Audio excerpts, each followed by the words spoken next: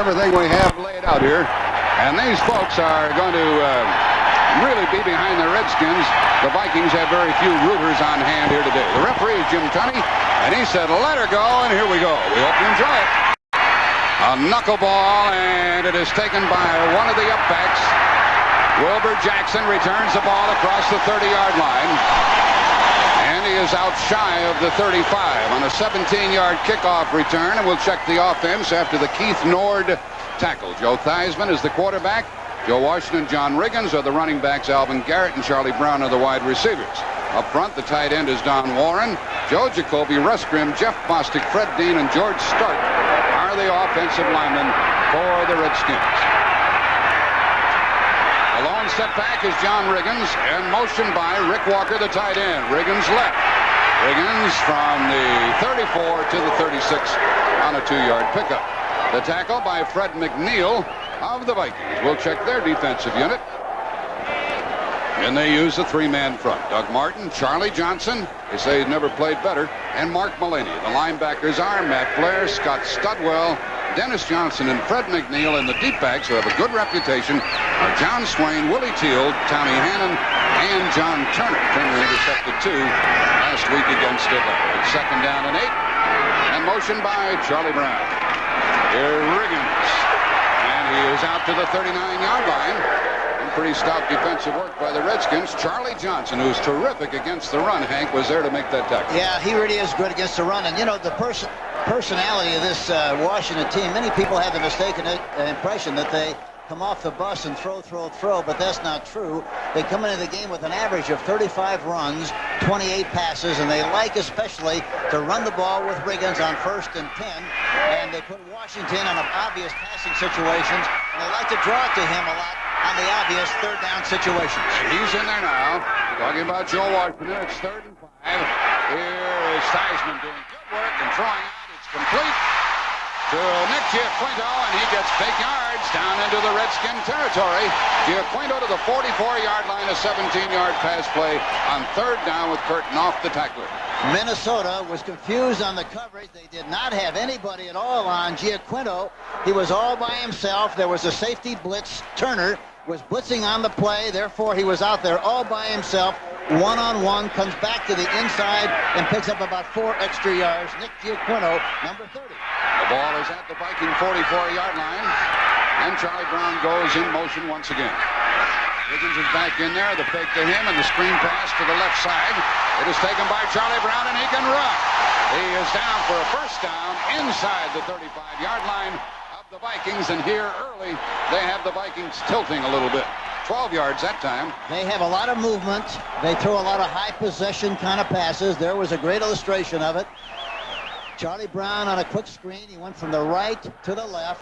Has somebody out in front, number 66, Joe Jacoby out in front in good shape, and also Russ Grimm, both of whom did a great job of blocking out in front on a quick screen for Charlie Brown. At the Viking 32-yard line, they split Rick Walker, the tight end, to the right side, and here comes Riggins, and there goes Riggins.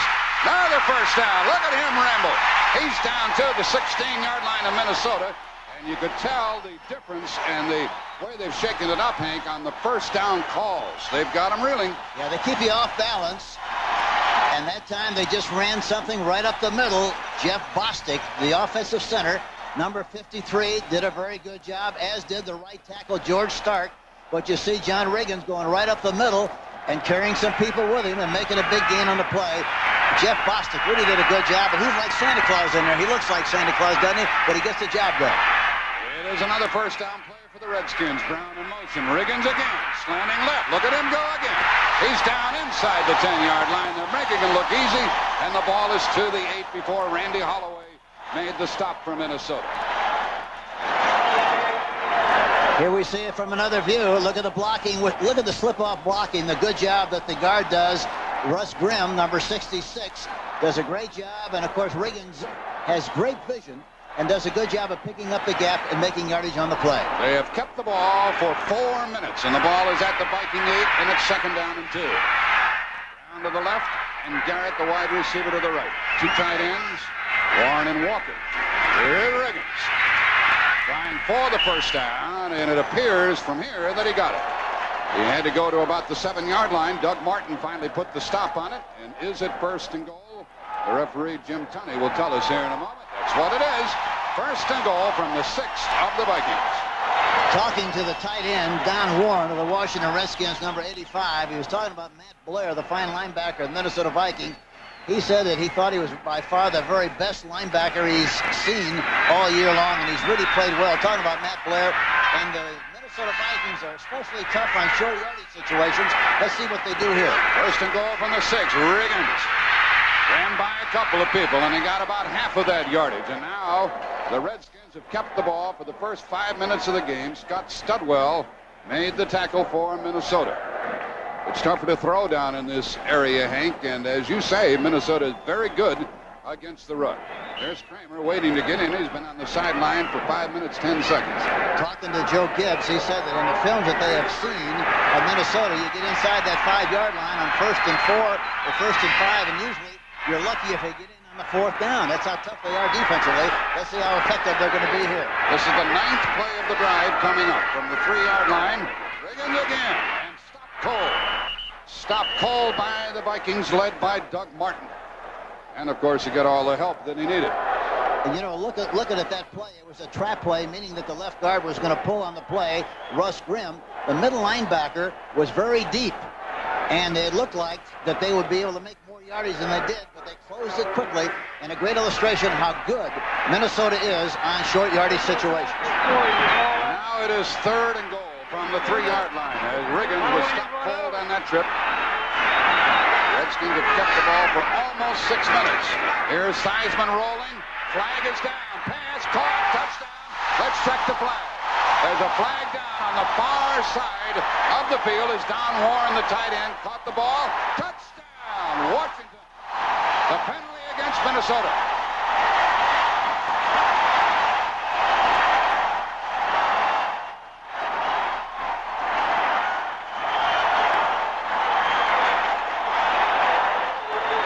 A 3-yard touchdown play, and that's the first touchdown pass that Don Warren has caught all year. 6-0 with 9:03 left in the first quarter. Quite a drive, Mr. Stram, huh? You have to be impressed with that. 7-0 now as Art Mosley kicks it through. Let's watch that 3rd down play. 3rd and 3. Play action fake. Faking to the fullback, Riggins, with his hand rolling to his right. Warren is open in the end zone. There you see him. He makes the catch. Sucks it right up. Touchdown, Washington Redskins, and they go ahead. Here you see the offensive linemen do a good job, and Warren breaks through in good shape, gets to the open area, turns, anchors in the corner of the end zone, makes the catch, and touchdown, Washington Redskins. 9:03 left in the first quarter. The Redskins have got to be saying, are we that good? And the Vikings have got to be saying, are we that weak? Mr. Tunney says, let it rip. Here we go. Finally, Kramer will get in the game unless somebody mishandles this one. They let it bounce, and it is picked up by Redwine, and he is out to the 21. And these special teams of the Redskins continue to be good. A 10-yard kickoff return, and we check the Viking offense. Tommy Kramer is the quarterback. By the way, Quentin Lowry made that downfield tackle. Ted Brown, Tony Galbraith, the running backs. Sam McCullum and Sammy White are the wide receivers. The offensive line tight end Joe Sensor, Steve Riley, Jim Huff, Dennis Willey, Wes Hamilton, and Tim Irwin, the offensive line for the Vikings. They're at their own 21. High formation with Ted Brown, the tailback. See how Kramer approaches it. And a pass play. There it is. And Sammy White dropped it across the 35. That's unusual for him. Kramer was right on the money, and his best receiver dropped the ball. And Kramer, watch how quickly he releases the ball. He has a great touch. That time on the very first play of the game, he runs a play-action pass. Tony Galbraith was in the flat also. Here they are up front with Mendenhall, Butts, and Grant, and Manley on the end. McGee comes in for the pass for the Redskins. Their linebackers are Mel Kaufman, Neil Okowitz, and Rich Malott. And their deep backs, Jarris White, Vernon Dean, the rookie, Tony Peters, the all-pro player, and Mark Murphy, he's their center fielder. Kaufman is out, Monty Coleman is in. as a Redskin linebacker. Here comes Ted Brown. And he got 5 yards, and a flag goes down. Brown came out to the 26, tackled by Mark Murphy and Rich Malott.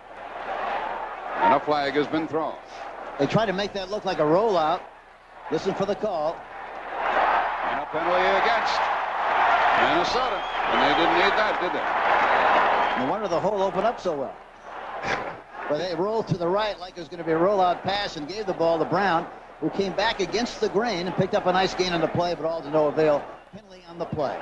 Talked it over with Dave Butts, daddy for the second time just a few days ago. And I have a son and a daughter. And Jim Tunney marks it down to the 11 of the Vikings, and let's tune him in. How do you sound today, Jim?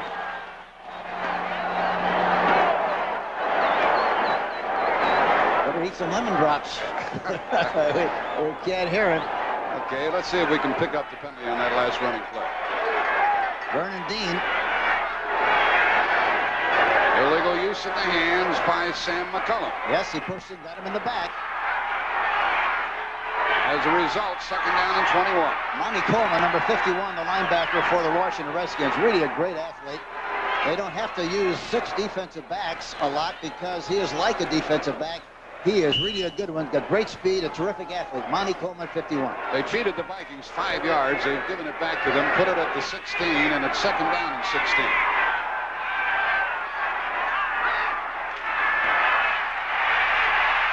Kramer long down the middle and unable to get to it is the leading pass receiver of the Vikings, Ted Brown, and he drawn heavy coverage from Tony Peters. It's third down and 16. You got to look at the two coaches, Bud Grant and Joe Gibbs. Neil Olkowitz is out, and Joe Lavender comes in as the extra defensive back for the Redskins. They're the Viking fan. Hope the youngster had a nice trip over here. Third down. Terry LeCout is the additional wide receiver. Motion by White. Blitz. He coughs it up, and it is incomplete. He almost got it out here to LeCout, but Monty Coleman was coming after him, and Kramer had to spit it out a little too quickly. That's what you have to do against Kramer, even though you don't get the sack. If you make him throw the ball prematurely, exactly what happened. They got in his face.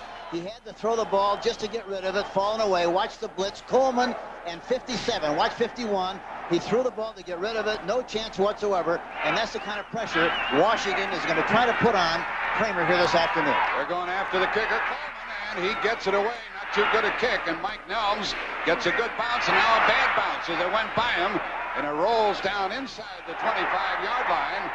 And what a good kick by Coleman down to the 22-yard line. The Redskins, who started at their 34 the first time, will start from their 22. Lost 18 yards on that punt return. Here comes Riggins outside right and unloads and stays on his feet till he gets to the 26. He got 4, and Tom Hannon knocked him down.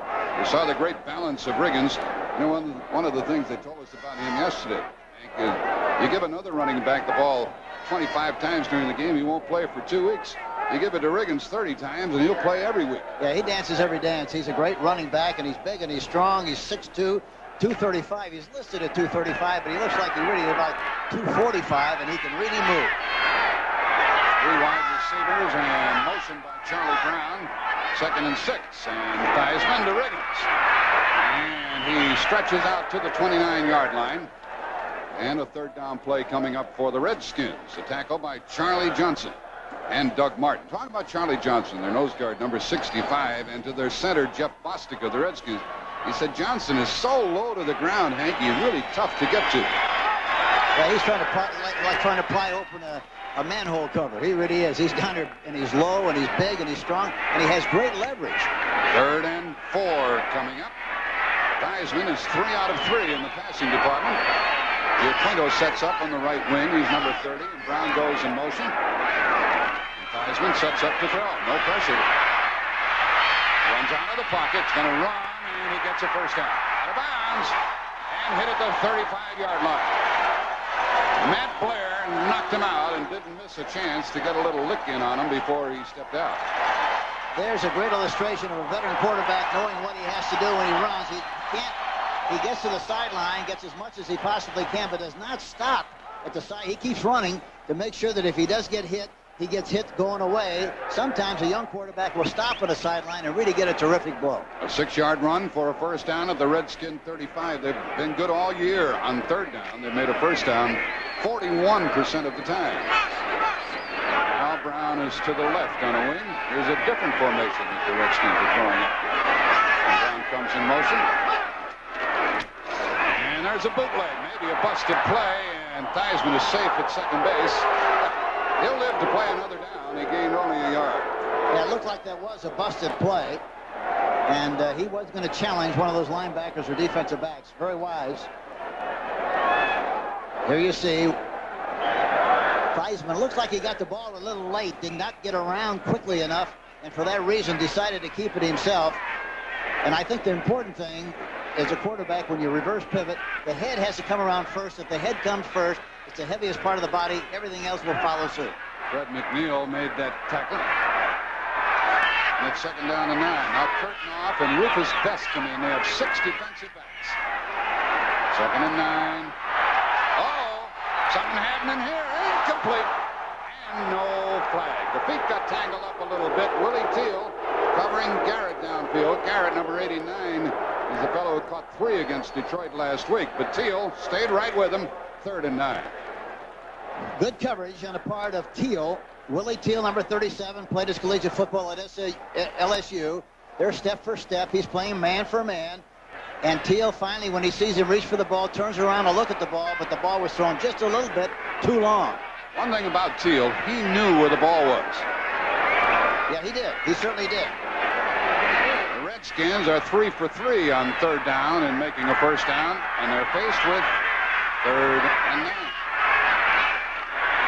Iaquinto's into the game and in the pass pattern, and Theismann drills it into heavy traffic, and it's intercepted. Intercepted by John Swain, who had 2 during the year. He got that deflected ball. You don't see Theismann do that very often. He threw the ball into a lot of traffic, a lot of folks. This is what I call a turmoil play. Jackie goes back and then rolls to the right.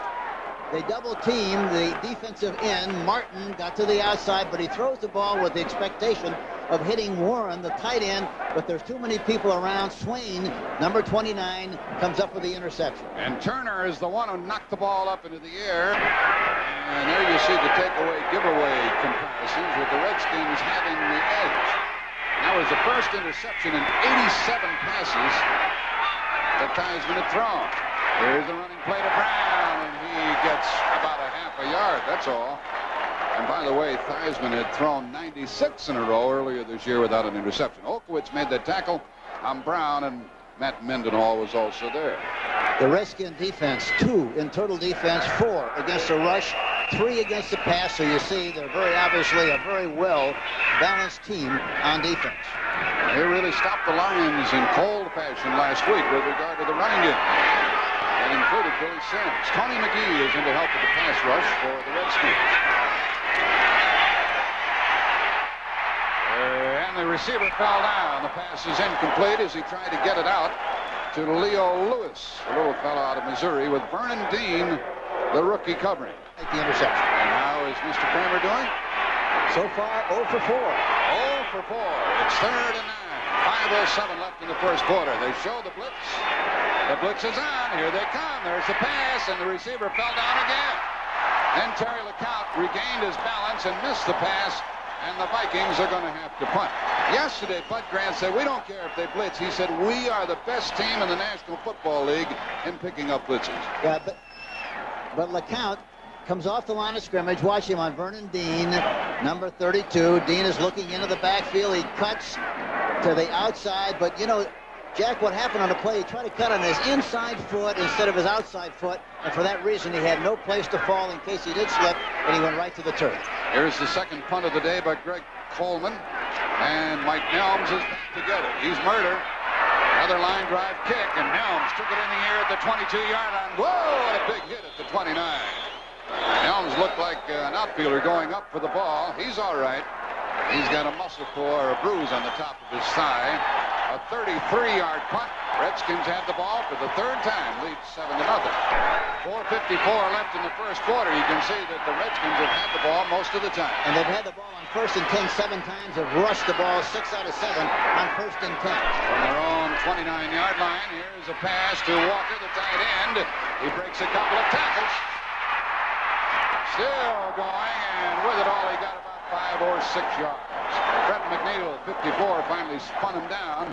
Now, Walker's tough, as most tight ends are. He weighs 235. He's the better pass receiver of the two tight ends. Yeah, and Walker is a move man. He goes from side to side as the extra tight end. Here's a quick screen again.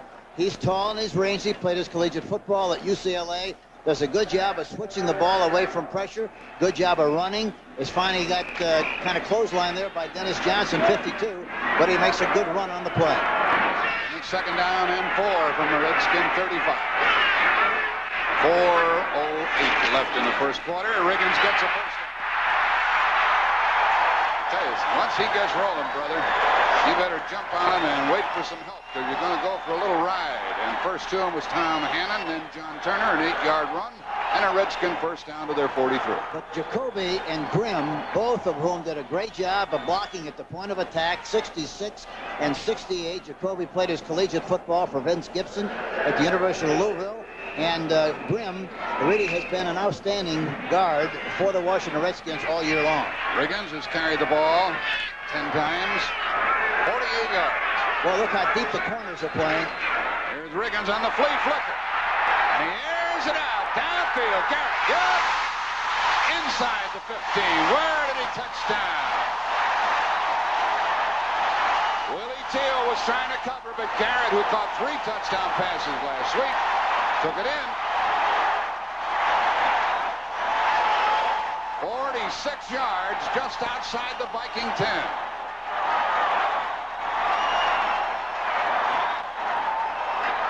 They're really mixing it up, Hank. Oh, they're doing a good job. And he just runs. They're double covered, and he runs right between the 2 defensive backs. Willie Teal specifically, number 37, the right corner, is playing too wide. Here we see it. A little recess football here. Gives it to Riggins. The old flea flicker throws it downfield right on the money, and he's finally tackled there by Willie Teal. Riggins from outside the 10 goes to the 5-yard line. He's a bundle of trouble. It is not 1st and goal. It was 2nd, about 10 and a half. Matt Blair and Mark Mullaney made that tackle. You had a nice visit with Mullaney last night. Yeah, we did. And, you know, it turned out that his father was at Purdue University when I was there. Riggins carried to the 6. He got 5 yards. 7-0. The Redskins leading with 2 minutes left in the first quarter. Just outside of 2 minutes. 2nd down and 5. It's Brown in motion and Riggins in motion. He's down to about the 3. It's going to be 3rd and short. Good tackle by John Turner, number 27. 1:45 left in the first quarter. I mentioned it earlier, and I'll mention it again. Minnesota is great against the run in this goal line area, and it's tough to just pound it in there. The last time they got down on 3rd down, they threw a play-action pass for a touchdown. Let's see if they're in the 3rd down situation, whether they'll roll or do something here or try to stuff it in there on the next 2 downs. The extra back is in there. There's Riggins trying for the touchdown, and he may have a first down. He did not get the touchdown. He may have a first down, and Matt Blair knocked him into the air. It looked like he was going to go right in for the touchdown. Blair came out of no place, came out of nowhere to make the play. Number 59, Matt Blair, really made a great tackle on Riggins. I'm going to take a guess, so we're pretty far away. I think he got a first down. Yeah, I think he did too. We'll either both be right or both be wrong, and it'll be 1st and goal if he did from about a foot away. No. No. Okay, Redskins, what do you want? You want to make it 10-0, or you want to try to make it 14-0? I think they have to go for it, Jack. I think anytime you have inches less than a yard, you have to go for it. If it's a yard or more, you're going to kick the field goal. I think they're going to go. You see all those signs? I think it's a hit and run. It might be. Let's see what they call. Riggins has gained 57 yards, 13 carries. Now, don't be too sure he's going to carry the ball, because Theismann likes to roll, likes to throw in a spot like this. They get the 3 tight ends in there, including Didier. Didier in motion. Riggins. And touchdown. 13-0. He just got over. Boy, you don't think the only reason he made that touchdown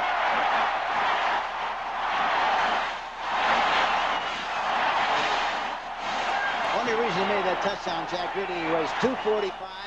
He went into a lot of traffic, and he's strong enough to go through that traffic, and that's why he scored, and barely so. John Turner did his utmost, but he was carried over the goal line along with the football. It's 13-0, and there's Mark Mosley, who set the record this year of 23 field goals in a row. Theismann gets it down. The kick is good, and it's 14-0. Well, let's see how Riggins got into the end zone with 1 minute left in the first quarter. Watch the right side. The tight end, 85. And look at the penetration. And again, he barely made it. Fred Dean, George Stark, right guard, right tackle, and Don Warren. But look at that. He just carries his way into the end zone and barely saw the ball just break the plane. And from the sideline, touchdown, they said. On over above the goal line, it's 14-0. And Redwine watches it go. Oh, he had to take it on the 1. He's back to the 10, 15, down the sideline and beyond the 20-yard line. He thought perhaps it would go out of bounds or in the end zone. Then he was forced. His hand was forced, and Redwine returned it, and Quentin Lowry tackled him out beyond the Viking 23. The Vikings got to be saying, hey, we're better than this, aren't we? In every game the Vikings have played, they've been behind this year. And they're a very resourceful team, Jack. The fact that they're 14 points behind this early in the game really is not too startling, because you know Bud Grant's philosophy and the way they move the ball with a passing game, they're always capable of coming back and doing a good job. On first down, Ted Brown spins across the 25. Got only a couple. He was tackled by Rich Malott and others. Dave Butts weighs 295. Watch Dave Butts, number 65, played his collegiate football at Purdue University. Look how big and strong he is. Look at 2 guys blocking him, and they still haven't moved him very much. But he's a good one. And he has a size 12.5 shoe and 7E. 7E, not a double E, triple E, but 7E. Brown got 3. Here's the pass outside, caught for a first down. Caught by Sam McCullum, who was picked up on waivers from Seattle, and Vernon Dean, the rookie right cornerback, was covering. You would expect them to work on Fred Dean. First period comes to a close. The Redskins have had a good one, haven't they? They really have. They scored on a pass play, 3 yards to Don Warren. They scored on a 1-yard run by John Riggins. Mosley both extra points. And the Redskins are off and running. Cowboys 13-0 came back and won it. So this is a very resourceful team. They're still very much in this game. Kramer throws as he is hit. And it's dropped. That's the second drop of the day. This one by Jackson. Harold Jackson, the veteran. I bet he has never made a more palpable mistake than that one. And Vernon Dean, the rookie right cornerback, turns and runs, turns his knees to the inside of the field and is way off by about 5 or 6 yards. Jackson just dropped the football. It was perfectly thrown right at the numbers. When Ahmad Rashad had to retire because of the back problem, they picked up Harold Jackson, and he's just now comfortable with the system. And he dropped the ball. You should mention that Vernon Dean, the right cornerback 32, is playing with a broken bone in his wrist and is playing with a leather brace. Here is Kramer being rushed and throws the screen, and it's incomplete. Not a screen. A little safety valve pass to Ted Brown. It's going to be 3rd down and 10. Previously, Manley was on the previous play. Manley was after him. This time it was Coleman after him and Malott. Both linebackers blitzing, 57, Malott and Coleman. They get good penetration, and they make Kramer throw the ball again before he really wanted to throw the ball. They had the hands up, and Kramer is only 1 out of 8. Joe Lavender is in defensively for the Redskins. Manley gets after the quarterback, and look out! Got it! First down inside the 25-yard line. Up and running to the 21. Terry LeCount caught it on 3rd and long. Despite the pressure, Kramer was on the money. White was covering, and he had help. Watch LeCount, number 80, coming off the ball. Jarris White on the outside, going right down the field in good shape. The ball is just thrown right over the top. He changes his course a little bit. The ball is thrown right over the top of Jarris White. Big play for the Minnesota Vikings, and Dexter Manley really gave Kramer a shot that time. Boy, he really gave him a massage. A 42-yard pickup to the Redskin 21. Albert is in the backfield with Brown. First down pass drilled to Ted Brown, their leading pass receiver, for only a couple of yards. Neil Olkowitz, the middle linebacker, covering. He's number 52, and we have 13:40 left in the first half.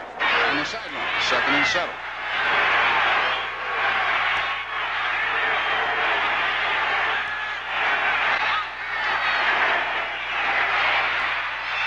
Mr. Brown can do some things, can he? He gets over for a touchdown. A touchdown run of 18 yards for Ted Brown. He just slid all the way. He really did. And the right guard from the opposite side, we see Wes Hamilton, 61, the right guard trapping. And Brown really doing a fantastic job of running the ball. He looked like he had skates on the way he skated. Watch it from the opposite side, a trap inside. Watch him slide here to the outside. Galbraith makes a block inside. He runs to the outside, outruns everybody, and races into the end zone before Malott, 57, can push him out of bounds. Meyer was perfect and extra points all year. 23 is back in there to await the kick from Rick Denmeyer. Look at that kick. They better check that ball. Looks like it didn't have enough air in it or something, or else the air was going out of it after he kicked it. Pump it up, pump it up. It looked like he spiked it or something. Maybe had a nail in the end of his shoe that time. So now he'll kick from the 30. There's Jim Tunney. Talked to Bud Grant about Dan Meyer. He's happy with his kickoffs. He said they usually bring it out to about their 25. He said that's good enough for us. Professional football today. Pat Summerall and John Madden will cover that game tomorrow. Here's Nelms taking the ball at the 9, 20, 25, and to the 30-yard line. So the Redskins get it again with 12:50 left in the half. Further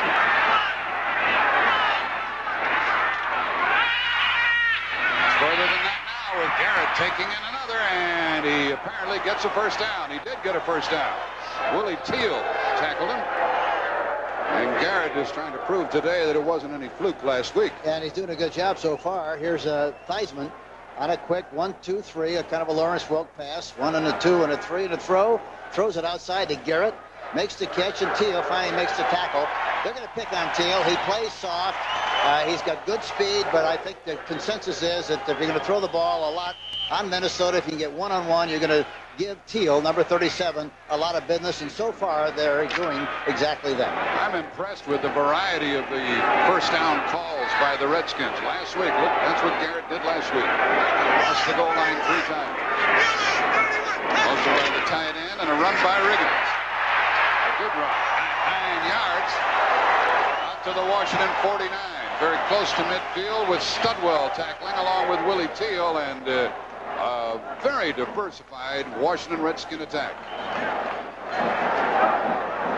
And the offensive line of the Redskins really doing a great job of opening holes. Look at the running room inside. Good job by Jacoby, Grimm, Bostic, Dean, and Stark, all of whom did a good job of cutting off people on the backside, providing Riggins with an opportunity to run through the hole. 2nd and 1, and another first down for Washington to the Viking 48. We have 11:40 left in the half. They've got the nickname here of that offensive line of the Hogs of the Redskins. Not a very attractive nickname. Charlie Johnson made that last tackle.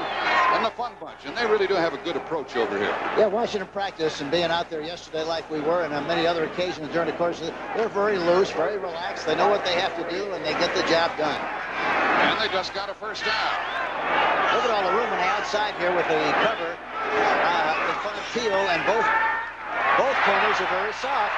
The screen pass to Charlie Brown gets only a few yards, just inside the 45. 11 minutes left in the half. That play would have been better to the left side, Jack, because Teal that time was about 12 yards deep. Charlie Brown, number 87, and a flag is down. We're going to have to deal with that. Charlie Brown really knows where the goal line is. He had 8 touchdowns this year. Here's some yards against Washington. At their 46.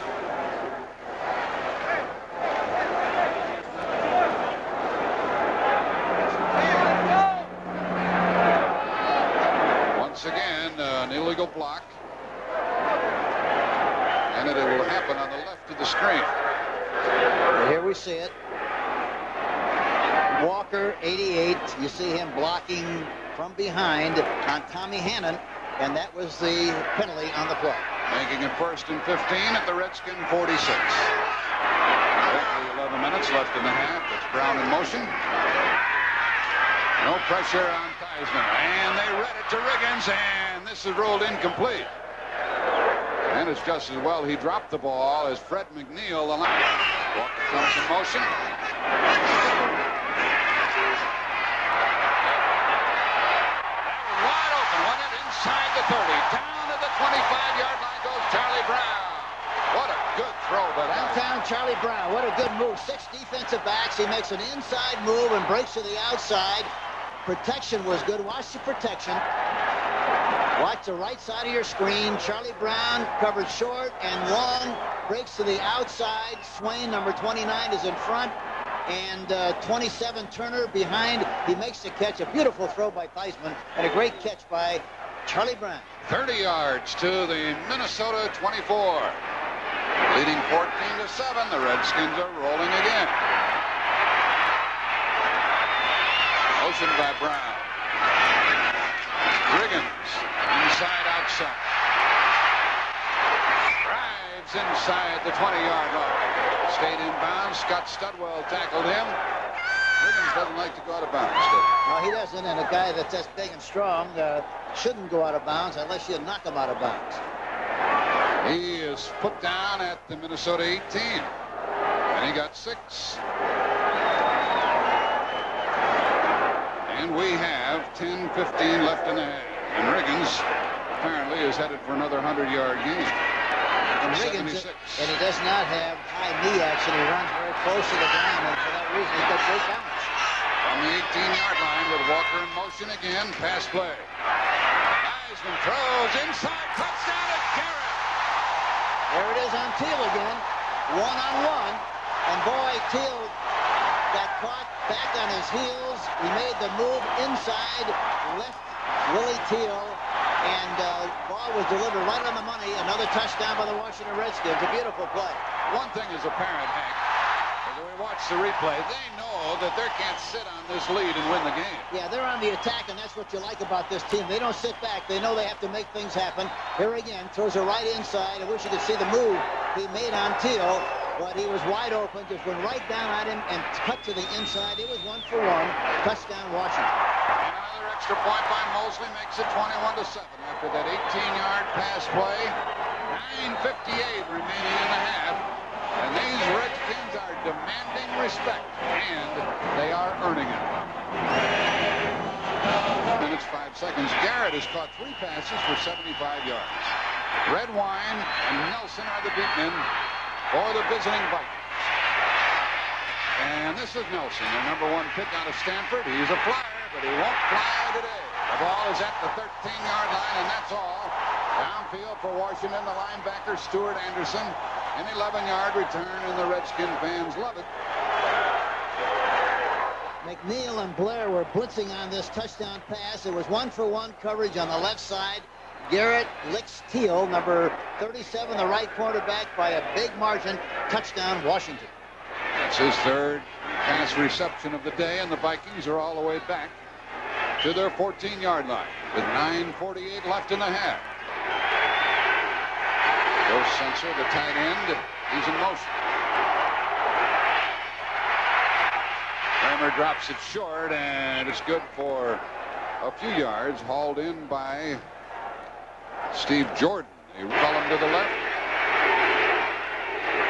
I think they can do some business on that left side to their left on Dean when they get him on 1-for-1. There's good faking by Kramer, and then a screen. Brown looking for a place to go, and nothing doing. Hardly got back to the line of scrimmage, and Dave Butts was all the way over there. What's he doing over there? 295 pounds. That's what Minnesota's asking. Now we have 8:45 left in the half. Shotgun formation, 4 wide receivers, motion by Sensor. And Sammy White caught it for a first down. And Kramer delivered the ball perfectly between Joe Lavender and Jarris White, 2 fine defensive players. But that time he had time to throw the ball. He was able to step and throw, got the ball right on the money, even though there's a stunt, 77 and Butts, but he got the ball right on the money because, again, he was able to step up into the pocket and throw the ball to Sammy White. Good for 13 yards to the Viking 30. I think they have to throw the ball a little bit more on 1st and 10, too, Jack. Here's a toss to Brown. Oh, did Peters come up and nail him? Wow, what a hit. Right at the 30-yard line. Tony Peters, a member of the Pro Bowl team.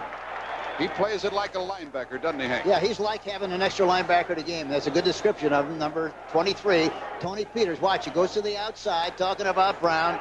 Then watch Peters, number 23, come into the picture and give him a shot. There he goes, bang, makes the tackle. Peters is like Ken Houston, who used to play for the Redskins. There's a copy of him. It's 2nd down and 10. 6:55 left in the half. 21-7, the Redskins lead. 2nd down, and Kramer rolled a little left, and he hit the tight end Jordan. It's not enough for a first down. 3rd and short coming up with Mark Murphy, the tackler. 4 defensive backs. The middle is open, and that's where they're throwing the football. And Kramer does that kind of reading extremely well. He's a little better now with his figures. 7 out of 14. 3rd down and 2 out of the shotgun. Throws, and it is caught for a first down. And it was Terry LeCount over there along the sideline, catching it, sliding out of bounds at the Viking 43 with 43. 5:10 left in the half. A big draw, and the pass down the middle. Sensor caught it. He's down inside the 25-yard line. What a good throw by Kramer with Olkowitz tackling Joe Sensor. And did you see how quickly he got rid of the football? Again, double zone on the outside. Linebacker had to cover the tight end man for man. Play action fake. Steps, throws it right over the top. Sensor sucks it right up, makes the catch, runs well with it down the field, and is covered there by Neil Olkowitz, who finally makes the tackle. First down at the Redskin 25.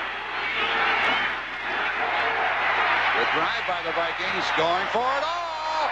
Flag, interference. Tried to get it to Sammy White. He got tangled up with the other White, Jarris White, inside the 5-yard line. And we have an interference call. Let's make sure it's against the defense.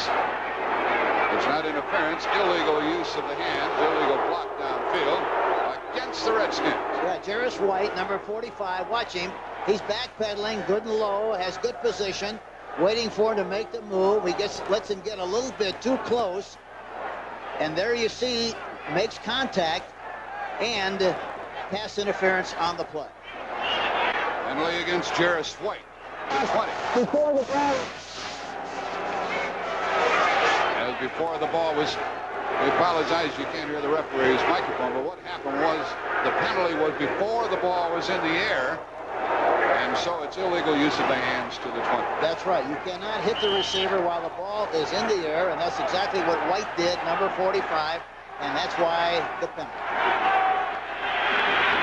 This is Jarris White, who ran an interception back last week for a touchdown, and he was just guilty on that trip.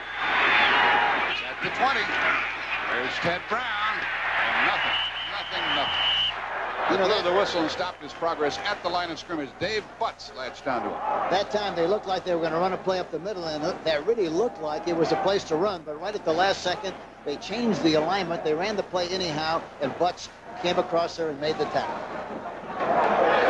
Kramer has completed his last 8 after a very slow start. And Richie Pettibone, who calls the defenses for the Washington Redskins, has really done a great job with his calls and of coaching the defensive backs specifically. Ronnie Coleman is in now, the linebacker for the Redskins. They're likely to be coming on 2nd down and 10. That's a straight rush. Kramer steps up and throws into the end zone and incomplete. Good coverage and good position by Vernon Dean on Sammy White. White had a little difficulty with the footing here on this grass field. There you see Sammy White going inside, breaking to the outside. Vernon Dean takes away the outside leverage by getting in front of the receiver, and for that reason, there's no chance whatsoever for him to make the play. Vernon Dean really did a good job, the young rookie from San Diego State, 5'11", 178. 3rd and 10, 3:35 left in the half. The Redskins lead 21-7. Extra back Joe Lavender is in for the Redskins. They show the blitz. Look out, Tommy. He throws, and it's incomplete inside the 15. Washington really playing it tight. And Vernon Dean was over there on Sammy White. Now, where'd he come from, Hank? Watch Dexter Manley and Coleman, number 51, blitzing on the play. Look at 72. And Coleman, 51. Coleman gives him a shot right in the back, right about the time he was going to deliver the ball. Boy, what a good job he does. Here's Rick Denmeyer, his longest field goal of the year, 43 yards. And this will be 38 yards. We have the only 2 straightaway kickers in the NFL on display today. Dills holds it. Denmeyer hits the upright. A bad break for the Vikings as the ball hit the upright. And the Redskins still lead by 14 with 3:24 left in the half. Denmeyer didn't get an awful lot of foot into the ball. And it kind of glides over to the left for the kicker, and hits the upright and falls down to the turf. He really had plenty of foot in it. Just got it kicked off to the left a little bit. Watch his reaction. He really kept his head down, didn't he? Yeah, watch Denmeyer. Sadness. Riggins carries to the right side and doesn't get anywhere this time. He lost a couple. Tackled by Doug Martin and Charlie Johnson. There's Rick Denmeyer, who's in his 5th year, and that was his first miss ever in postseason play. So his chin is on his chest a little bit as Riggins lost a yard and a half. We'll call it 2nd and 11. You know, Redskins running game is nothing fancy. They just get ahead on everybody, Jack, and take them any way they want to take them and any way they want to go. And Riggins does the rest with the good running that he does. Washington's in the game now. For the first time, and they draw the ball to him. And he squirts through out near the 30. Very close to a first down. He had his chin on the ground while he was running. Tom Hannon finally put the stop on him. 2.5 left in the half. Ed Blair and Tom Hannon tackled Washington. He's got great balance. Talking about Washington, they like to draw when he's in the game. Look at him pick his way. He wasn't able to practice almost all week. He's got a bad knee, but he didn't look like he had any problems with the knee on that run. Great running back, Joe Washington, who played his collegiate football at Oklahoma, 5'10", 180. And a 6-year pro. And now the Redskins can let the clock run down to the 2-minute mark without a penalty. We have 2 minutes left in the half. The Redskins just got a first down out to their 30-yard line on the draw play to Joe Washington. Anybody, he's really a great guy. You'll see the East-West Shrine game coming up here on CBS right after this one. There's a pass to Walker. He's still going. Whoa, good job he did to pick up 8 or 9 yards. Charlie Brown came over late to try to help with the blocking. There are no flags thrown, and Rick Walker picked up yards. And Hank Stram, I defy you to to think of a play that the Redskins haven't used so far in this game. Well, really, you know, they're doing a lot of repeating, Jack. Actually, they're throwing a lot of high percentage passes, quick screens. Rick Walker, 88, really does a great job of running, fighting his way through traffic, and gets a big chunk on 1st and 10. Out to the 39, and it's 2nd down and 1 with 1:20 left in the half. Clock running. Riggins taken down short of a first down. Good work by Doug Martin, number 79. Now the clock is winding down. The Redskins are leading 21-7. Neither one of these teams are anxious to call timeout. We have 1 minute left. I should have thought the Vikings would call a timeout, try to stop this play and get a punt and have a minute. Why are they not doing that, Hank? I don't know why. I really don't know why. I'm surprised that they're not doing it, but they're not doing it. The clock keeps running. We're down to 45 seconds left in the half. Joe Washington checks in. It's 3rd down and 2. Motion by Giaquinto. Pass is caught for a first down.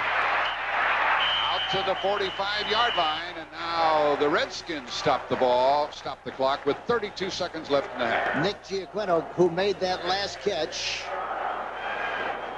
is really an outstanding receiver, and they use him an awful lot on the passing situations. There's another good shot. It's a score with Bud Grant in the background. Only 32 seconds left in the first half. And on that pass to Don Warren, the Redskins got a first down at their 45. Theismann is 11 out of 14. 2 touchdown passes, 1 intercepted. Giaquinto in motion. Theismann is out of the pocket now, and he's just going to run out of bounds, and that stops the clock with 25 seconds left in the half. Theismann really has a great feel for pressure. He hangs in that pocket tough as long as he can. Then he feels the pressure. He escapes from the pocket, knows exactly what he's going to do. He's got great poise and confidence, and has really adapted to this system exceptionally well.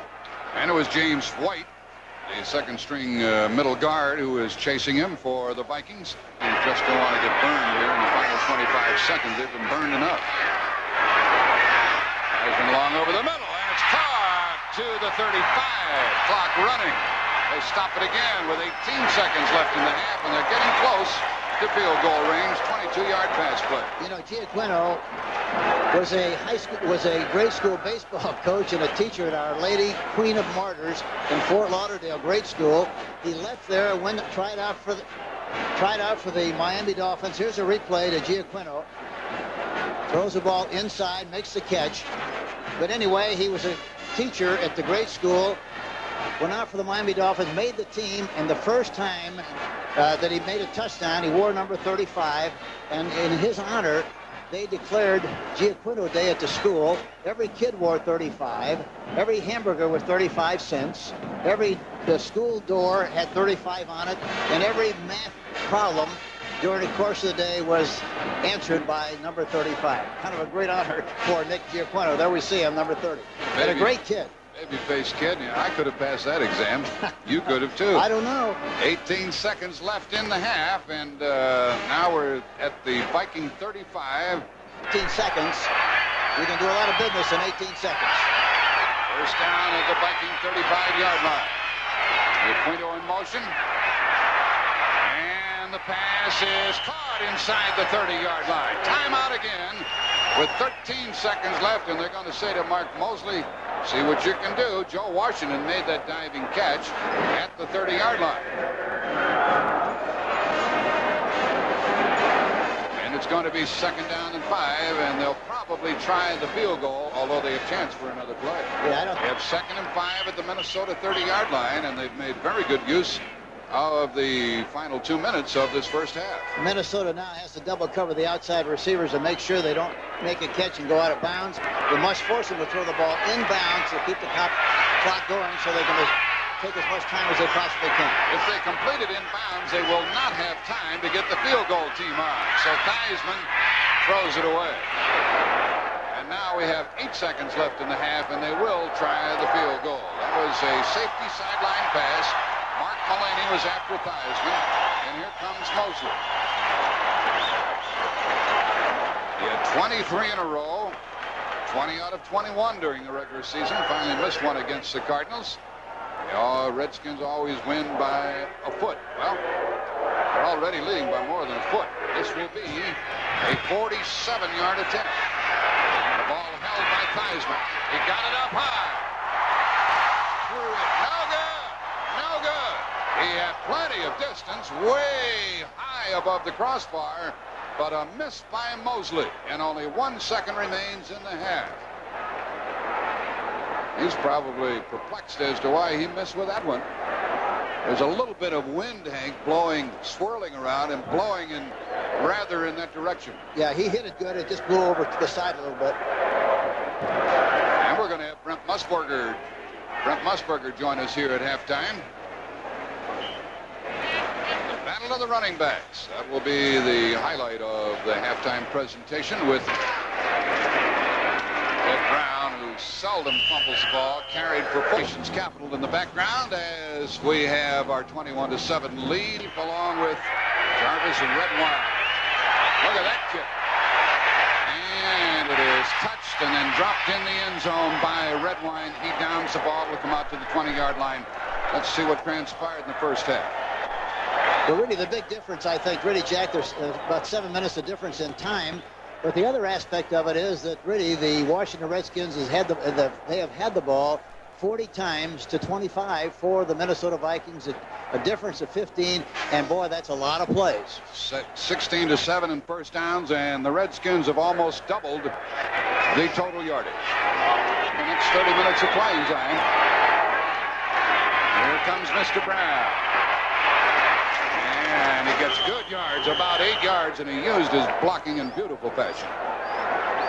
And that's a very wise way to start the second half if you're not careful. They run a sweep to the right side. Ricky Young, number 34, is blocking on the play. There you see the block on the linebacker. Ted Brown cuts inside, does a good job of running, and picks up 9 yards on the play. Murphy shows the blitz, and the first down by Ricky Young, stepping over the defense, came out to the 34-yard line. Kind of running. At their own 35, a first down for the Vikings. And here's a toss to Brown on a rather unusual play, and no gain. Washington had it faded in good fashion with Olkowitz and Kaufman, the linebackers there. They faked it to Brown, faked it to the other back, and pitched it to Brown. No gain. Master of the use without the express written consent of the Redskins, and the National Football League is prohibited. 2nd and 10, and a Kramer pass. Over the middle, and Ricky Young dropped it and was blasted at midfield. Malott, the linebacker, was close to it, and then Murphy undressed him out at the 50-yard line. They had the match they wanted. They wanted a back on a linebacker. Malott is the linebacker, but Malott responded very well and was right there. Good coverage on a play. Watch Malott, 57. Watch him. He gets a piece of Young. Young has him licked. Ball goes right through his hands. I think it was deflected a little bit by Malott, who might have just touched it. Or at least had his hands up in the area where it bothered Ricky Young. It's 3rd and 10. Joe Lavender checks in for the Washington defense. Redskins lead 21-7. They show the blitz. The blitz is on. In the middle Kramer throws outside. Caught on the time pattern. First down. A big catch by Harold Jackson, the 15-year veteran. Boy, the blitz was on. He made up his mind right off the bat where he was going to throw the ball. He had one-on-one on Lavender on the outside. Went back, threw it outside perfectly. They make the catch. Beautiful catch. Harold Jackson, 89, and they have enough yardage for the first down. There you see Malott coming, 57. The linebacker blitzing in the inside, but he doesn't make it. Dexter Manley coming from the outside too, but he doesn't quite get to the quarterback because Kramer released the ball so quickly. Meanwhile, back upfield is Dexter Manley. One of the ball is at the Viking 49, first down. And as Manley's strong, he bench presses 500 pounds, Jack. How many guys would it take to help you lift 500, huh? Here's Sensor in motion. And the first down pass outside.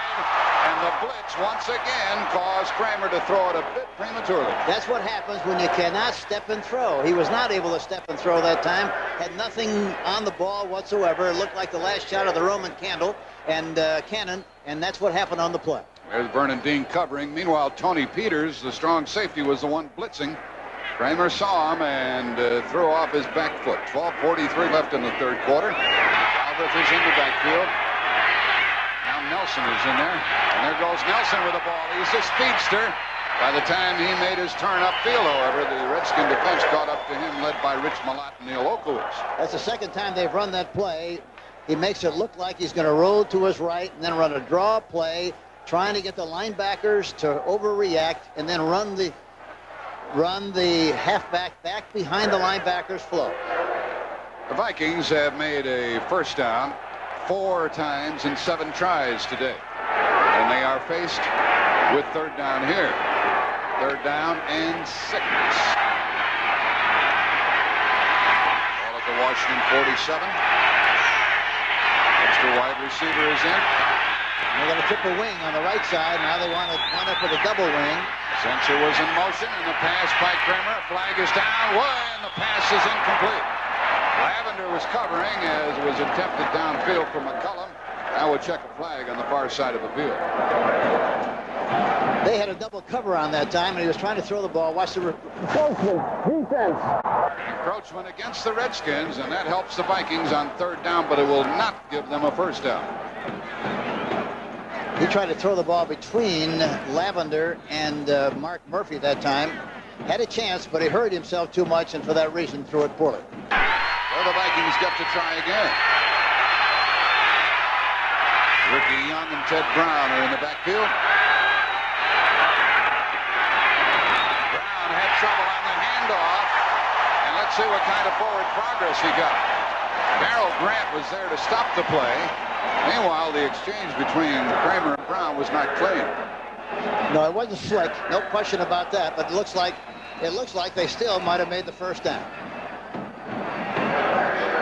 They're going to measure. They give them forward progress inside the 42 of Washington. We'll wait for this. Dave Butts is number 65. Umpire is Pat Harder.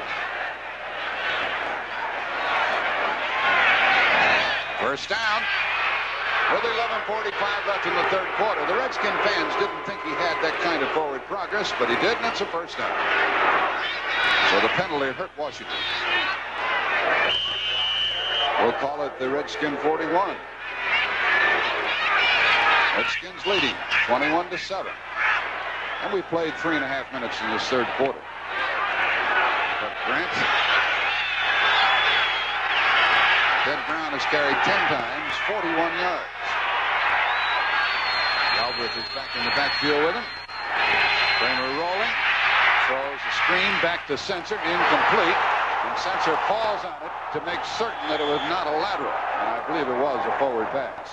Very alert play by Sensor, because you never know how the official's going to make that play. It could be a lateral, and of course, if it was a lateral, the other team fall on it. It is a lateral. It is a lateral. And they lose back to their own 44, so Sensor did the right thing. He certainly did.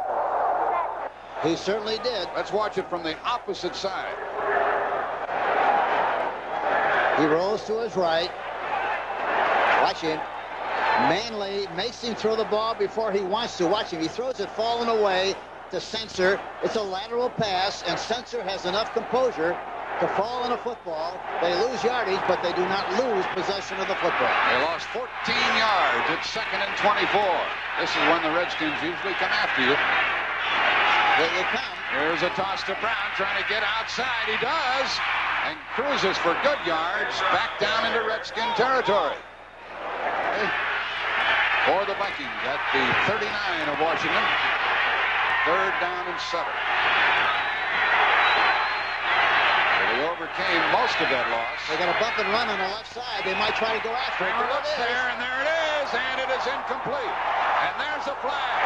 Lavender impeded the wide receiver, Sam McCullum. You saw it over there, Hank, and so did Tommy Kramer. That's right. He not only impeded it, but he kept it from getting where he wanted to go, Jack. The field judge threw the flag. Interference against... Oh, what a surprise. Against Minnesota? Minnesota, it looks like. Wait a minute. Wait a minute, Jim. You got it right? Yeah, they're giving the choice. Now McCullum is howling. Interference number 84, decline. Decline. It's 4th down. So we'll see who did what. McCullum and Joel Lavender. Lavender is on the line of scrimmage and bump and run. He gets a piece of him. Oh, there's the push-off. Sam McCullum with his right hand pushed off on Lavender. A good call by the official. Very good call. So the penalty receiver, Mike Nelms, is back at his 10. Hanging high as intended. Nelms lets it go smartly.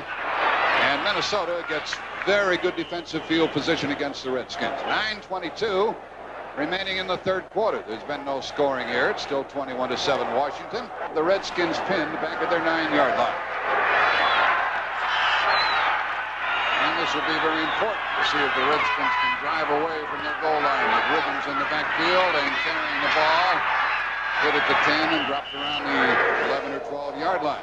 Minnesota's defense and specialty teams have to make some kind of a play, a big play, to make something happen, to reduce the size of the field for the Vikings to get them back into the game. And as I mentioned earlier, 21-7 sounds like a big margin, but actually it's only 2 plays. 2 of the 3 Johnsons on the Viking team made that tackle. Charlie Johnson and Dennis Johnson. They also have Henry Johnson. Pick up a 3 by Riggins out to the 12. Riggins again. Tripped down after coming across the 15. That'll make it 3rd down and short yards with Fred McNeil knocking a leg out from under him. Watch it. Watch the linebacker. He gets hooked.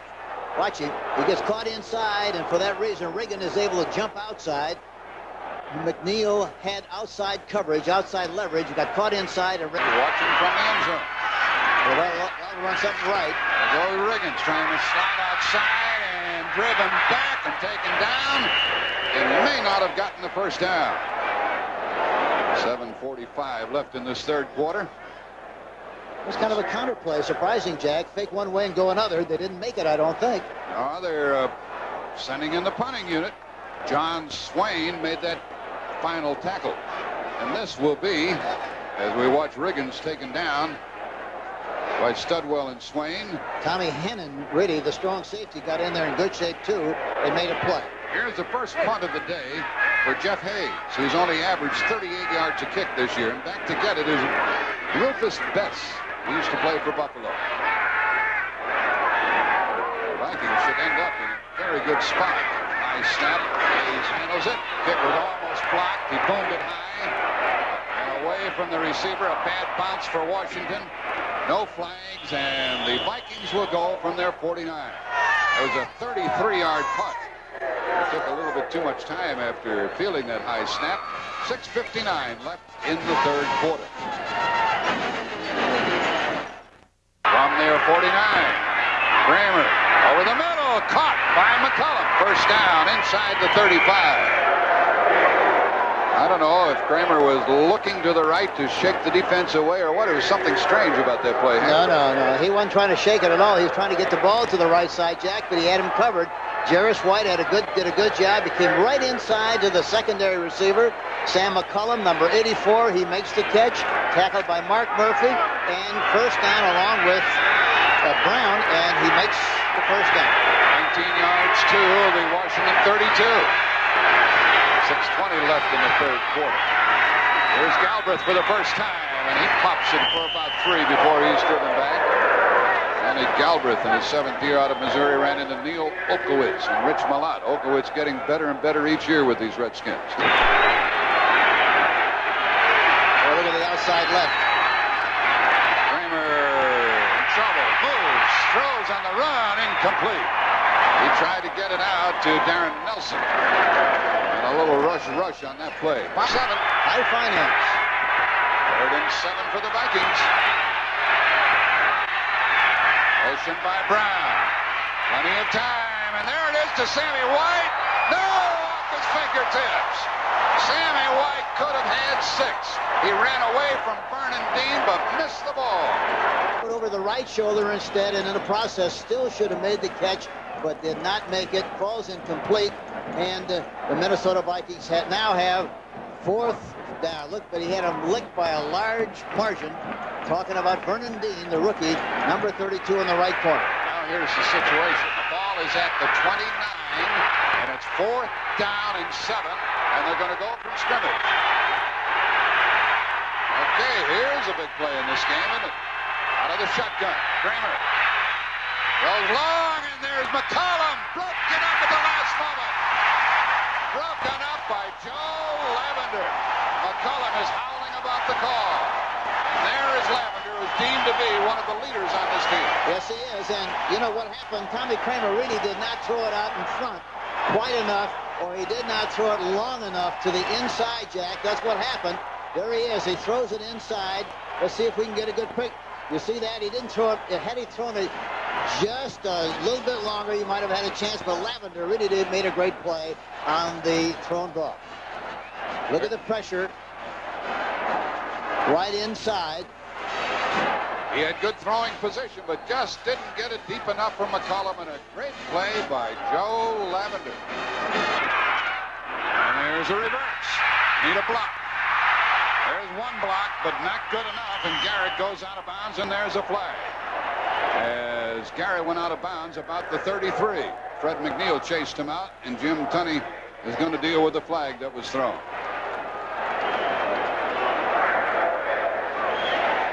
Face mask violation against Minnesota is called by the side judge, Dave Parry.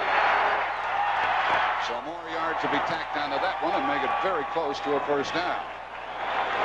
This is a 5-yard penalty and not an automatic first down. I tell you, the linebacker really did a good job of skating and responding to the play.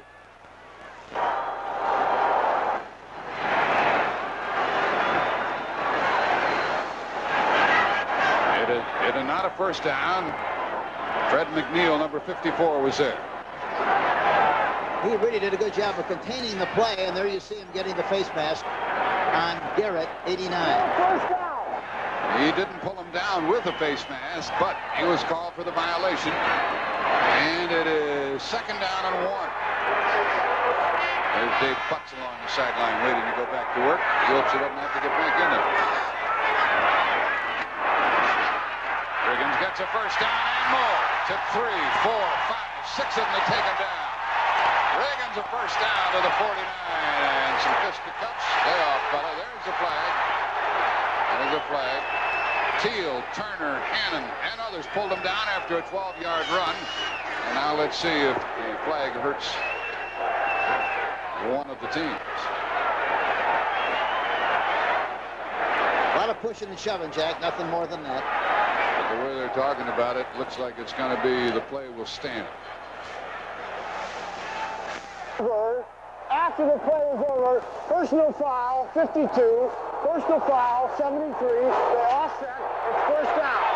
The ruling on that is boys will be boys. That's right, and it was about as severe as a pillow fight in a sorority. So the play stands, and it is a first down on the 12-yard run by Riggins. Push and shove. Here. First down at their own 49 for Washington.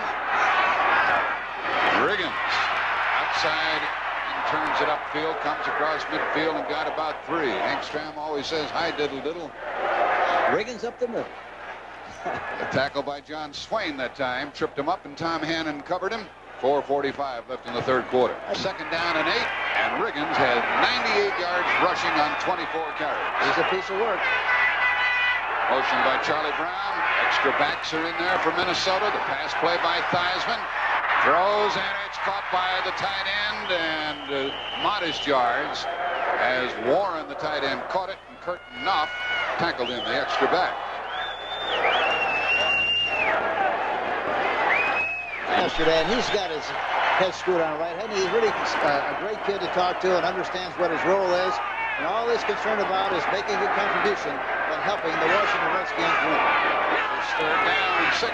Look at all the room on the right side. At the Viking 47. Theismann has time. Throws. Caught. First down inside the 40-yard line. Boy, they get it done time and time again. And that was Warren once more. Tackled by Knopf. 9 yards and a first down. And the Redskins have made a first down 5 out of 8 tries. Theismann has really done a remarkable job, really. They make a lot of adjustments coming off the line of scrimmage. He reads the defenses really well. They run progression patterns, short, medium, and long, and he hits this time the short guy, Warren, who makes the catch, and they have a first down on about the 38-yard line.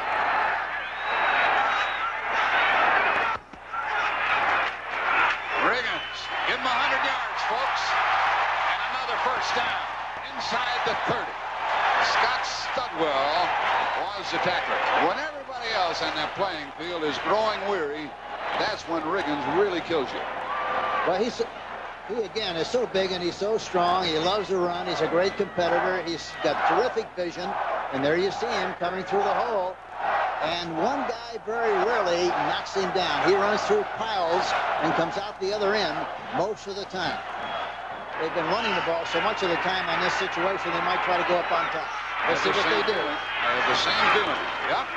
Heisman outside, and he isolated the wide receiver, Charlie Brown, and he got a first down near the 20-yard line with John Swain tackling him after a 9-yard gain. Well, these Redskins are leading 21-7. We have 2 minutes left in the third quarter as we watch the play again. Look how deep John Swain is playing off the receiver. Has plenty of room in front. They take advantage of it. He comes up, makes him get almost miss the tackle, but you have to give him credit. Talking about John Swain, number 29, played his collegiate football at the University of Miami. A number 4 draft choice in 1981. Riggins has gained 107 yards. 25 carries, 1 touchdown. There he goes again. Look at him. Blowing inside the 15. He touched down at the 12. Tackled, tripped up really by Mullaney. He got 80 yards. And they're about to drive a little nail here, aren't they? Yeah, they got the hammer ready. But right straight ahead. And 88 comes in here in good shape. Rick Walker. He winds up trapping inside and does a great job in creating a lot of running room for Riggins right up the middle. Second down and 2. And the fake to Riggins. The pass. No. What are you going to do, Joe? Keep running. Better get out of bounds. And he gained nothing. Went out of bounds at about the line of scrimmage with McNeil chasing him out. That stops the clock with 49 seconds left in the third quarter and makes it third down coming up. Quarter, 49 seconds. Joe Washington comes in. It's 3rd and 2, and Theismann with Riggins along the sideline. Look at the yards. Riggins has outgained the entire Minnesota team. And rushing, Theismann has completed 10 out of his last 11, and this one is batted away at the last moment by the linebacker, Matt Blair. And that would have been 6 points as he tried to get it to Giaquinto. And Matt Blair is really an outstanding linebacker. They have outstanding linebackers, but Matt Blair is really very special. We had a miss of a field goal try earlier by Mark Mosley of 47 yards. This will be a 29-yard attempt. We're talking about field goals.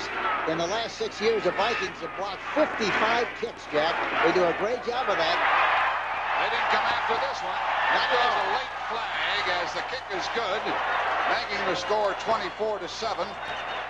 With 40 seconds left in the third quarter, let's check the flag. Oh, it's against Washington. And it nullifies the field goal of 29 yards. So Mosley said, well, let me try it again. To back up and kick it a little harder. We'll pump it through there again, possibly. But again, I mentioned the Vikings have blocked 55 kicks in the last 6 years, 49 during the regular season, 6 in the playoffs, 29 extra points, 18 field goals, and 8 punts. And Matt Blair. Illegal use of the hands. 10 yards. Still 4th down. And Matt Blair has blocked 16 extra points, 4 field goals, and 2 punts. Boy, that's something, isn't it? It certainly is, and they'll be coming after this one because it's going to be a 40-yard try with Theismann holding. Well, within the range of Mosley. Gets it up high very quickly, and no good. That's 2 misses, so the penalty cost Washington 3 very valuable points with 35 seconds left in the third quarter, and the score remains 21-7. 2 missed field goals by Mark Mosley. Watch it. Darn it, he said. Darn it. Are you sure that's what he said? Or fiddlesticks. We have 35 seconds left in the third quarter. Thus far in the game, the Redskins have totaled 324 yards on offense. The Vikings getting a little better total, 221 now. Minnesota's still very much in this game, Jack. You can't count them out. They start from their own 22, and Ted Brown pops in and goes down in a hurry. You just don't shove the Redskins around. And we're looking at Bud Grant as the clock runs down. He's got a great approach. The game is never going to wear him down, Jack. I'm talking about from an emotional standpoint. Before the Dallas game, I went into the dining room after the team had their team meal, visited with him, and here he was picking up scraps from the tables to feed his dogs. Most head coaches would have had the coordinator do that. So we're at the end of the third quarter. When we resume, it'll be 2nd and 9 for Minnesota. The ball at their own 23-yard line. In the last 13 quarters, and the Vikings are going to have to open it up a little bit. They're really good in that hurry-up offense. Not that they're into it now, but Green Bay should. They have to open it up, and they have to be careful. They can't go crazy. It's a good high-percentage pass. Brown out of bounds after a first down. For a team, Hank, that fell behind 14-0 and trailed 21-7 at the half, they've been pretty cozy about it, haven't they? Yes, they have. They've maintained their poise, and they know what they have to do. They still feel they're very much in the game. And get the ball that Sammy White dropped in the end zone in that third quarter. It'll be a different situation now. Kramer under center, tosses to Brown, looking for a place to cut upfield, and good defense by the Redskins, led by linebacker Monty Coleman, number 51, who's had a problem with his shoulder. That's kept him out of the lineup a great deal this year. And a gain of 2.5. We'll call it 3 yards for, let's call it 2 yards by Brown. And the plays come in a combination of ways for the Vikings. Yes, they send him in with players, and other times why they send in the hand signals, but they do it both ways with Minnesota. Old Lavender checks into the Redskin backfield on defense. There's Kramer throwing. White dropped it. Incomplete is the call. Vernon Dean, the rookie out of San Diego State, really made him cough it up. Stretched out the receiver at the same time. Talking to Petty, but Vikings are in the shotgun at their own 38-yard line. The blitz is on. The blitz is on. The pass is caught for a first down. Terry LeCount caught that one. And Bud Grant told us yesterday, he said, we're about as good as there is in the league at picking up those blitzes. Yeah, they've done a good job most of the time this afternoon, although a couple of occasions they forced Kramer to throw before he actually wanted to throw. That time he had plenty of time. Look how deep the defensive back is. LeCount makes the move to the outside, runs a big circle. It's a bad route, but it's good for the catch, and they pick up enough yardage for the first reception. And a first down at their own 48 for Minnesota. And they keep the 5 defensive backs in the game. And that one's tipped into the air by Malott, the big linebacker. He is 6'4", and the ball wouldn't get over his head.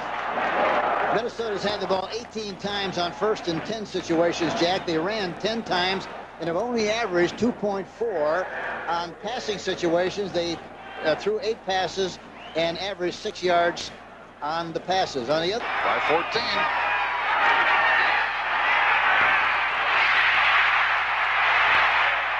Look at that one. Whoa! That pass is incomplete at the 32. LeCount had it, and he got blasted by Tony Peters, and the ball went 15 yards out of his arm. Boy, he really gave him a shot. Watch this hit. Watch LeCount, number 80. Watch him. He stands there, and the ball is thrown right at the numbers. And right about the time he makes the catch, he gets a shot. Timing was perfect. Watch Butts, number 65, David Butts, 65. Look at Hamilton blocking him. Look at the holding on the play. He runs outside of Butts and gets rid of the ball. 3rd down and 10. Extra back Lavender in for the Redskins. White in motion. Kramer throws, and McCollum has it. McCollum is inside the 25.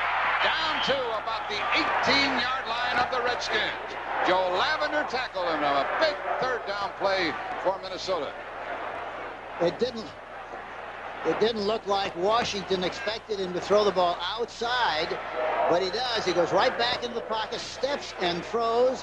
Look at all the room on the outside to McCollum.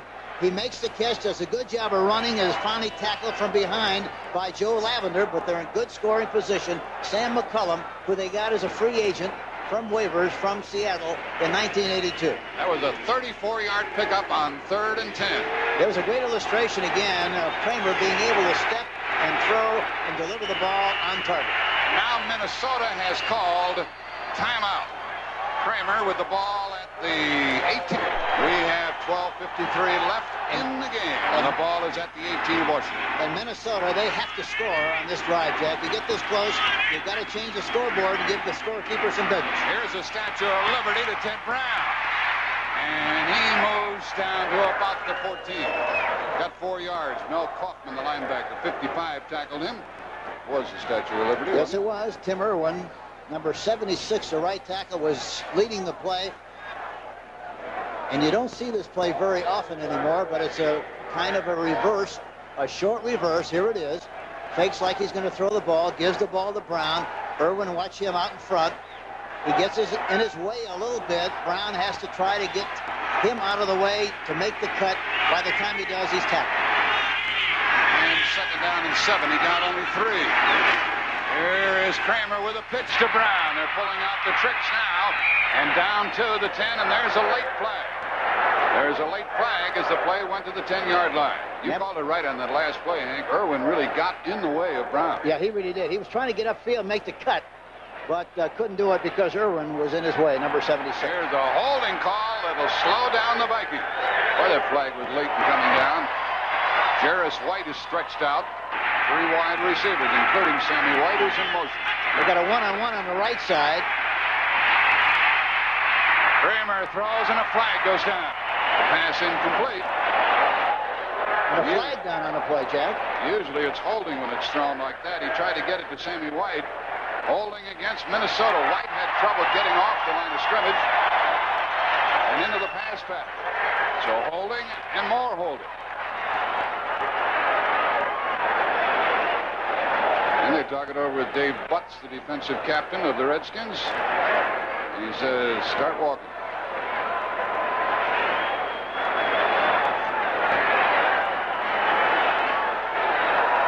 Holding, 78, 10 yards, still 2nd down. Steve Riley, the left tackle, was called for holding. A while back, Minnesota had the ball 1st down at the Redskin 18. And now they're at the Redskin 33. Penalties, Minnesota 5 for 40, Washington 3 for 20. And coming into the game, Minnesota came in with 62 penalties for the season. 2nd and 25. 4-man rush. Kramer throws rather short. Brown is hit immediately at the 29-yard line by Jarris White. White was hurt earlier, back in the game and made that tackle on Brown.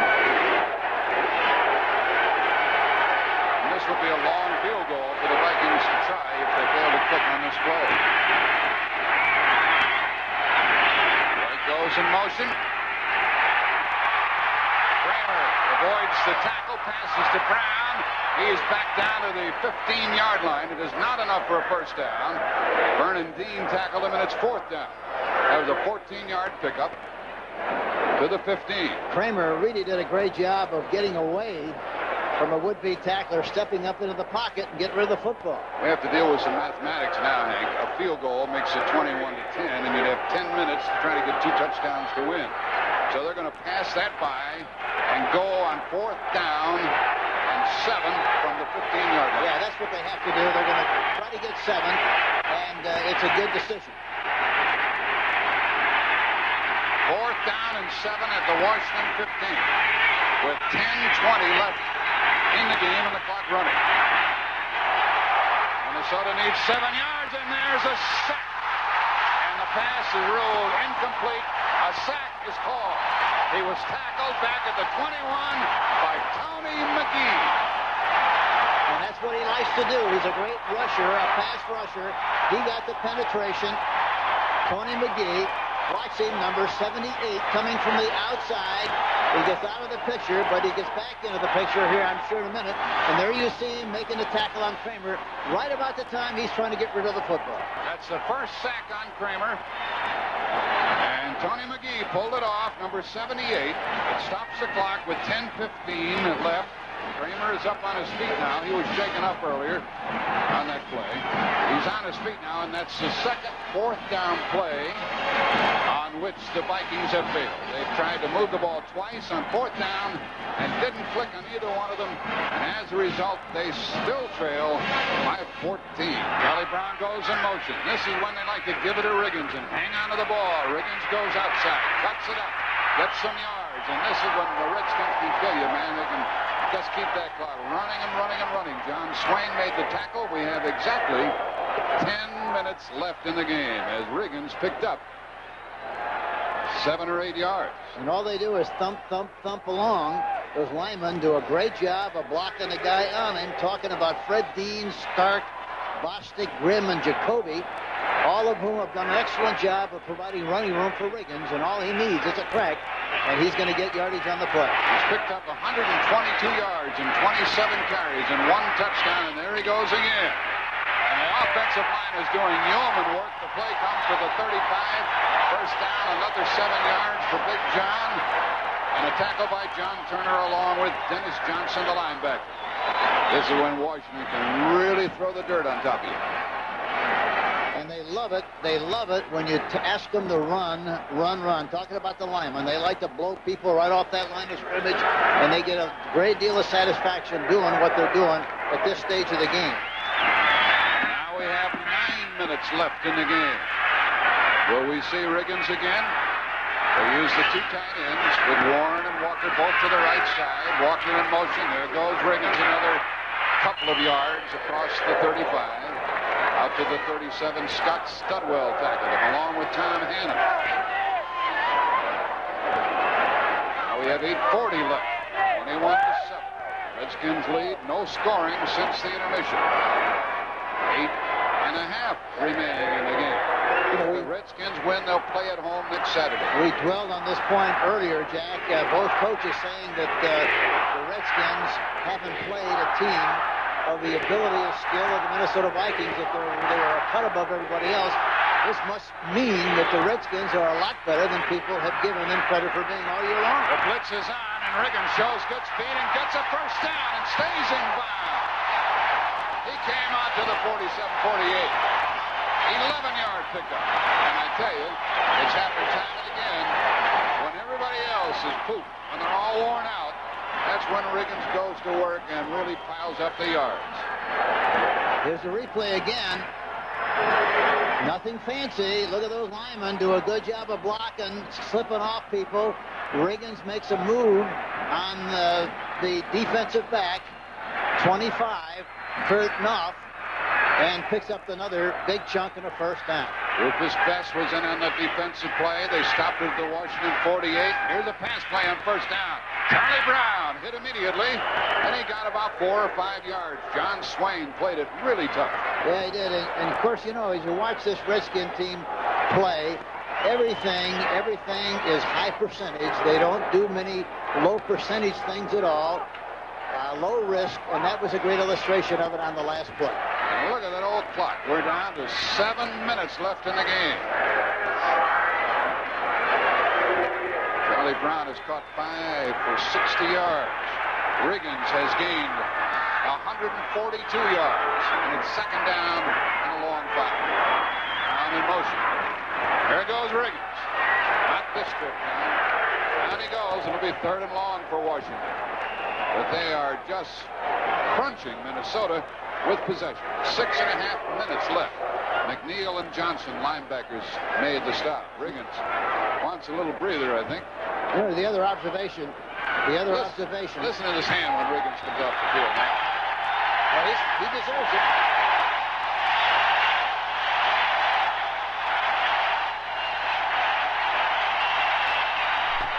It's almost a weekly performance by Riggins. You know, Charlie Brown, the outside receivers, and Alvin Garrett, those outside receivers have done a good job of blocking downfield, which makes it possible for the run to be effective. 3rd and 6, and Theismann runs out of the pocket and throws it long, and Garrett cannot get it, and no interference is called. Teal was covering Alvin Garrett. brought down, and Jeff Hayes comes in to punt. Jeff Hayes to punt for the second time today. And back to get it at the 10 is Rufus Bess. As they play without Eddie Payton in the Minnesota lineup. He hung this one high, and a fair catch is called for, and it takes a bad Washington bounce outside the 20. I think now Minnesota should go into their 2-minute offense, their no-huddle offense, and try to get something as quickly as they possibly can. They shouldn't waste time calling plays in a huddle. They should go right to the... Vikings are in trouble, folks. Pass is caught by Brown. And he gets good yards, about 6, maybe 7. Jarvis White tackled him. And it is a hurry-up offense for the Vikings. 5:25 left in the game.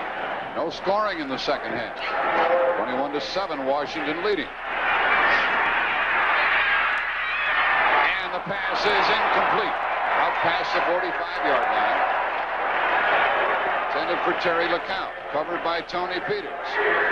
They just don't make many mistakes, do they, on defense? No, they don't. They really don't.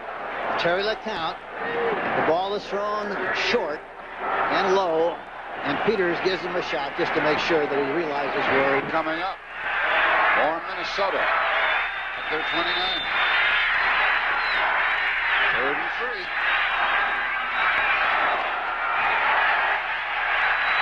Ted Brown again. Big yards. Big moves. And out of bounds at midfield. 5:04 left in the game. First down. Jarvis White bumped him out. 21-yard pickup. It's a lot of running. First down in midfield, Minnesota. Trailing by 14. Quickie inside, and Sammy White dropped the ball. And if Minnesota loses this game, Hank, that's the one thing they'll look back on. The dropped passes all day long. It says no gloves. 5:01 left, 2nd and 10.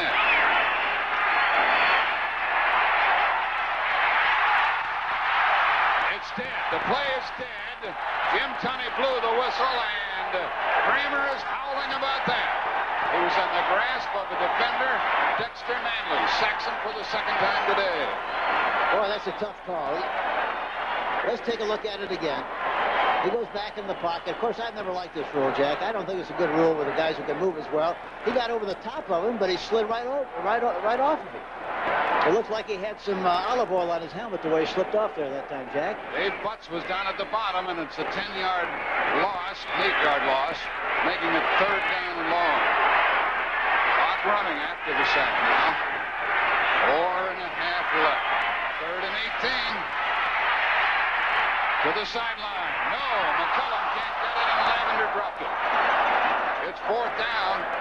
And with 4:26 left, I suppose Minnesota has no choice but to line up and try it again on 4th down to get it. We saw Coleman run against Dallas. But he won't run here. 4th and 18. He'll kick the ball, Jack. And Washington is going to let him kick it. Let's kick it. Kick it, don't run.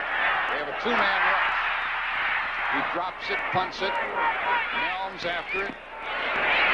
And it goes out of bounds. 4:17 left in the game. The Redskins get the ball beyond their 25-yard line.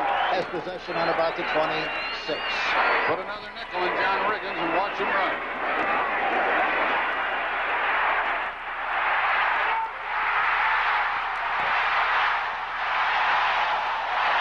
Boy, he's murder, isn't he?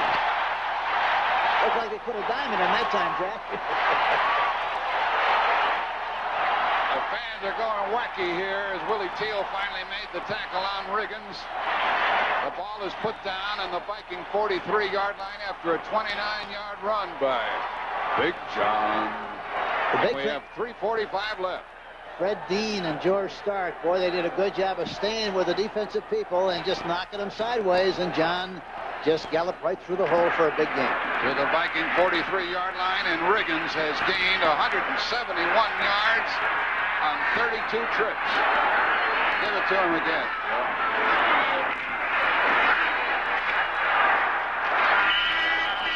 And Riggins got about 1.5 yards or two. Scott Studwell jammed it up. Here against the Minnesota Vikings. you have to give them a lot of credit. I'm talking about the Washington Redskins that haven't gotten a lot of notoriety all year long. People said they were kind of the Rodney Dangerfield team of the National Football League, and they get no respect. In fact, Joe Gibbs called Rodney Dangerfield and asked him to talk to the squad. He wasn't in. He called him back, and he asked for Joe Gibson. Didn't even know who the coach was. So you see, they didn't have any respect.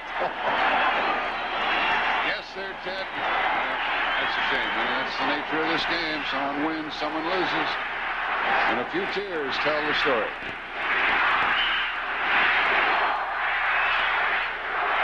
I don't blame you. When you try as hard as that guy and you come away with nothing, you ought to cry.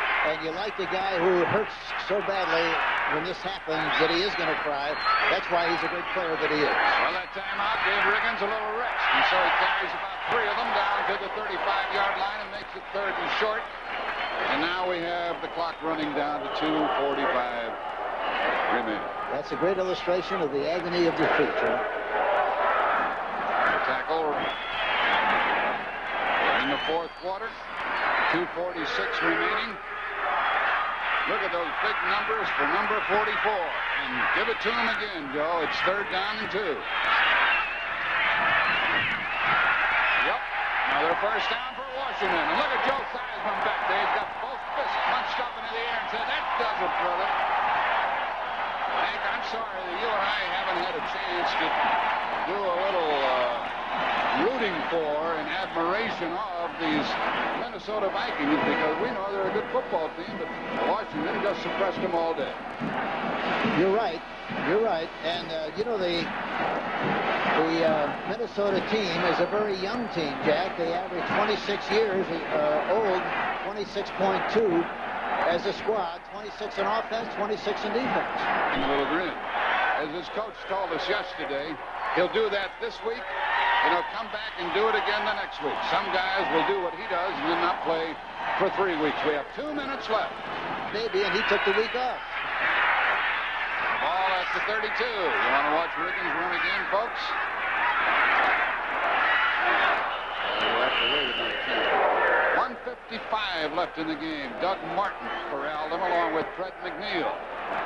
And Minnesota does not have the wherewithal to stop the clock anymore.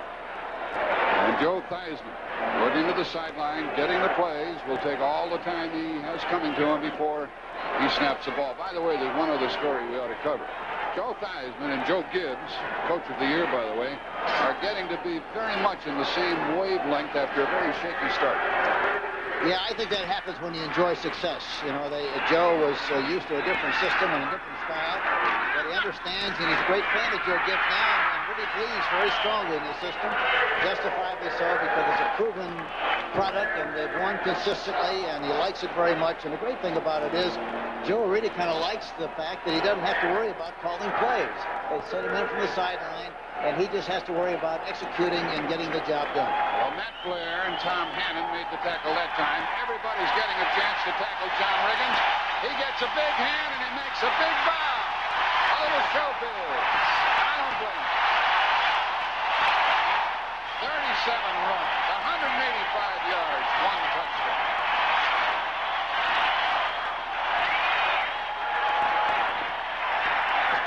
He'll crank it up for next week. Another running play as we're watching Riggins. Takes us down to 30 seconds, and this game is over, folks. Washington will not have to snap the ball. The game clock and the 30-second clock are right on. The game is over. Washington goes on to the NFC Championship game here. 1 week from today, they'll play the winner of the Green Bay-Dallas game, which you'll see tomorrow on CBS. And the Vikings are finished for the year with a scoreless second half. And you've got to take a bow, as Riggins did, in the direction of the Redskins. And you have to give both teams a lot of credit. The coaching staff, Bud Grant, his fine coaching staff, Joe Gibbs and his group, they've done a great job under the circumstances of a tough season because of the strike and all the missed games. They didn't make the playoffs. Of course, Washington's going to go on from here and hope they can go all the way. Minnesota has to put a nice pick on the ball and forget it for the season. And I'm sure that Herb Cross on the post-game show will have a few words with Mr. Riggins, who still has the energy left to sprint to the dressing room after a magnificent performance here today for the Washington fullback. 37 carries, 185 yards. And there's the Minnesota picture on the other side of the leg.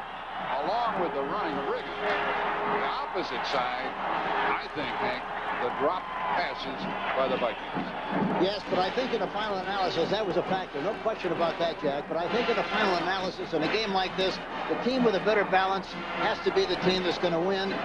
Washington had the balance, and you have to be able to run the ball, and they did that well. The executive producer of NFL football is Terry O'Neill. Have advanced, and Irv Cross is now inside the winner's locker room. Let's go back now to RFK Stadium and see who Irv has got. Big Dave Butts. Irv, take it away. Brett, Big Dave Butts indeed. We talked about the great Washington offense, and, of course, the defense was anchored by this guy, and, of course, they had another great day.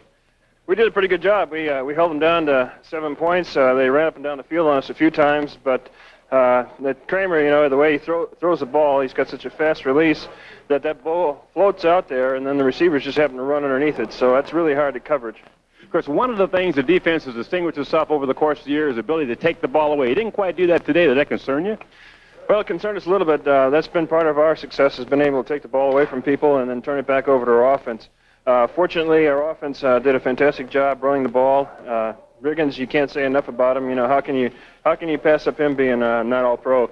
And they just ball controlled it, and then we stayed after him and tried to put as much pressure on Kramer as we could. We tried to get him out of the middle, try to get him the outside a little bit, because when he moves to throw the ball, not to run with it. Dave, look, congratulations on a big win, and also congratulations on the brand new baby. Thank you very much. I'd like to say thanks to my wife, too. All right. You're talking about Riggins and Theismann and the Redskin offense. Of course, it complements the defense. You have to go to the quarterback, Joe Theismann, and congratulations once again for a great day, Joe. Thank you very much. I think our guys just got it all up. They wanted to play. They wanted to play hard. The tempo all week was we wanted to be able to run the football against them. We know with an offense like the Vikings have and with the explosiveness of Tommy Kramer that we had to keep the football away from them. We just couldn't try and match them pass for pass because they do move up and down the football field. Joe, a single back offense. Riggins is the only remaining back there. You turn around, they hand the ball off. Everybody in the ballpark knows he's going to get it, but still he gets yardage. How do you manage it? I think it's all credit to the guys up front. The men up front make holes, they create creases, and then all of a sudden John will take one. It looks like there's nothing there, and he's gone 40 yards like he did towards the end of the football game. It seems like he's like a diesel. He just gets more and more and more momentum as the game goes on, and the guys up front love to do it for him. You know, Joe, the offensive line here is called the Hogs. One of the defensive linemen from the Vikings said if the Redskins are the Hogs and we are the Butchers. Does that get to you guys a little bit? Well, I guess the Butchers never showed up today. The Butchers never showed up. Congratulations, Joe. Brent. All right, Irv, thank you. What a job Joe Theismann's done with the Redskins this year. Now, we come back, Jimmy the Greek, with still another look at that upcoming Jet Raider showdown in Los Angeles. We'll do that on CBS in just a moment.